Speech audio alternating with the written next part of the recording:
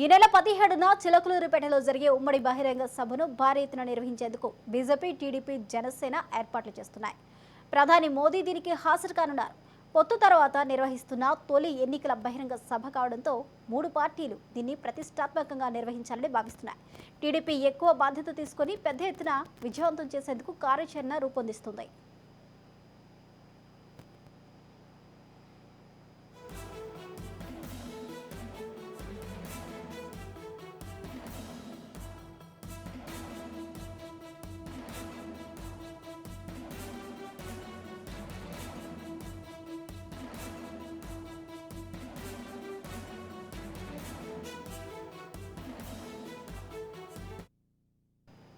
రాష్ట్రంలో వివిధ ప్రాంతాల నుంచి 5 లక్షల నుంచి 6 లక్షల మంది తరలివచ్చేలా ఏర్పాట్లు చేస్తున్నారు. టీడీపీ జాతీయ ప్రధాన కార్యదర్శి నారా లోకేష్ స్వయంగా సభ నిర్వహణ బాధ్యతలను స్వీకరించారు. శంకారావం సభ తర్వాత అనంతపురం నుంచి హైదరాబాద్ వెళ్లవలసి లోకేష్ హుటాహుటిన విజయవాడ వచ్చేశారు. ఏర్పాట్లు దగ్గరుండి పర్యవేక్షిస్తూ ముఖ్య నేతలతో మాట్లాడుతున్నారు.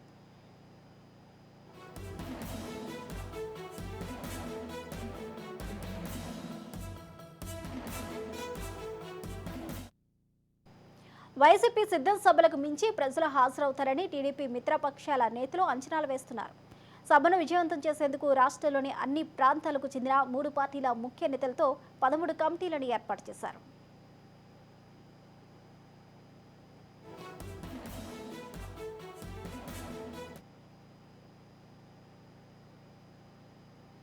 ఇదే అంశానికి సంబంధించిన పూర్తి అప్డేట్స్ మా ప్రతినిధి రమేష్ అందిస్తారు. ఆంధ్రప్రదేశ్ రాజకీయాలు శరవేగంగా మారుతున్నాయని చెప్పుకోవచ్చు. ఇప్పటికే టీడీపీ, జనసేన, బీజేపీ 3 పార్టీలు ఉమ్మడిగా రాబోయే ఎన్నికల్లో ముందుకు వెళ్తున్నటువంటి నేపథ్యంలో రేపు 17 జరగబోయే మీటింగ్ మీద ఒక ఉత్కంఠ నెలకొన్నటువంటి పరిస్థితి అయితే ఉంది. 2014లో కలిసినటువంటి మోడీ, చంద్రబాబు, అటు పవన్ కళ్యాణ్ ఒకే వేదిక పైన రాబోతున్నారు. 17వ తారీఖు చిలకలూరుపేట నియోజకవర్గ వేదిక కాబోతుందని చెప్పుకోవచ్చు. ఎందుకంటే 3 పార్టీలకు సంబంధించినటువంటి సీట్ల సర్దుబాటు కూడా పూర్తయినటువంటి నేపథ్యంలో కూడా మరి రాబోయే ఎన్నికలు 2024 ఎన్నికల్లో ఎలాంటి వ్యూహాత్మకంగా ముందుకెళ్ళబోతున్నారు, ఇదే ప్రజల్లో ఉన్నటువంటి హాట్ టాపిక్గా మారినటువంటి పరిస్థితి అయితే కనపడుతుంది. గతంలో 2014లో మనం చూసుకుంటే మోడీ, అదేవిధంగా చంద్రబాబు, పవన్ కళ్యాణ్ మాట్లాడినటువంటి మాటలు, అది చంద్రబాబు చేస్తున్నటువంటి గొప్పలు చెప్తూ కూడా మోడీ పవన్ కళ్యాణ్ గురించి కూడా పొగిడినటువంటి పరిస్థితి అయితే ఉంది. అదే సభలో మోడీ మాట్లాడినటువంటి మాటలు ఇప్పటికి కూడా ప్రజలు చెప్తున్నటువంటి పరిస్థితి కనపడుతుంది. అయితే ఇక ఈ క్రమంలోనే ఎన్డీఏతో పూర్తిగా కూడా మరి విభేదాలు రావడంతో టీడీపీ పూర్తిగా ఇంకా మళ్ళీ కలిసే పరిస్థితి ఉండదని ప్రజలు భావించినటువంటి నేపథ్యంలో ఇక పూర్తి స్థాయిలో అటు జనసేన, బీజేపీ ఒకటైనటువంటి పరిస్థితి కనపడుతుంది. గతంలో పూర్తిగా కూడా ప్రజా వ్యతిరేక నిర్ణయాలని, వైసీపీ ప్రజా వ్యతిరేక నిర్ణయాలని కలిసికట్టుగా ఎదుర్కొంటున్నటువంటి సమయంలో ఒక్కసారిగా టీడీపీతో పొత్తు, అదేవిధంగా బీజేపీ 3 పార్టీలు ఏకవటం పట్ల కూడా మరి అటు రాష్ట్ర రాజకీయాల్లో ఒక సరికొత్త అధ్యాయం అని చెప్పుకోవచ్చు. 2014కు సంబంధించి మళ్ళీ పునరావవుతుంది. అదేవిధంగా 2014 ఎన్నికలు ఈ 2000 ఎన్నికలకు నాంది పలికే అవకాశం కనపడుతుంది.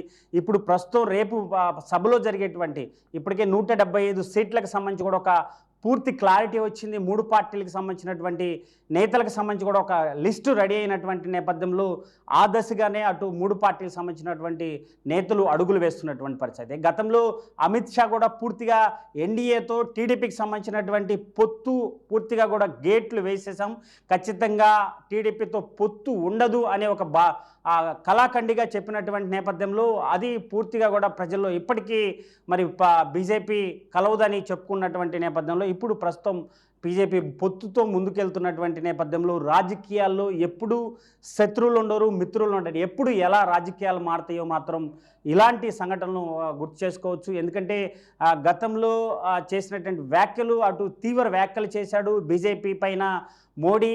గతంలో ఏ పార్టీ అయితే కలిసికట్టుగా రాదో మోడీ పైన బీజేపీని విమర్శిస్తున్నటువంటి సమయంలో మరి ఈడీ దాడులు, అదేవిధంగా ఐటీ దాడులు చేస్తూ కూడా అనేకమైన విమర్శలు బీజేపీ అటు మోడీ పైన చెప్పినటువంటి చంద్రబాబు వ్యాఖ్యలు చేసినటువంటి నేపథ్యంలో పూర్తిగా 3 పార్టీలకు సంబంధించినటువంటి నేతలు, అటు పవన్ కళ్యాణ్ బీజేపీ అగ్రనేతలు, అదేవిధంగా మోదీ కూడా రేపు ప్రజలను ఉద్దేశించి రాష్ట్ర రాజకీయాల గురించి, అదేవిధంగా రాబోయే రోజుల్లో మూడు పార్టీలకు సంబంధించినటువంటి ప్రభుత్వం ఎలా ఉంటుంది, ఆంధ్రప్రదేశ్కి ఎలాంటి వరాలు ఇస్తాడు, గతంలో రాజధానికి కేవలం మట్టి మాత్రమే, ఒక మట్టి కుండలో మట్టి ఇచ్చినటువంటి మోదీ మరి మరోసారి ప్రజలను ఉద్దేశించి ఏం మాట్లాడుతున్నారు, ఎన్డీఏ ప్రభుత్వం రాబోయే ఎన్నికల్లో గెలిచిన తర్వాత ఆంధ్రప్రదేశ్కి ఎలాంటి రాజధాని పట్ల కానీ ఇక్కడ ఉన్నటువంటి విశాఖ ఉక్కు గురించి కూడా మరి మాట్లాడే అవకాశం ఉన్నటువంటి నేపథ్యంలో, ఏది ఏమైనా ఇప్పుడు మూడు పార్టీలకు సంబంధించినట్టు బీజేపీ, జనసేన,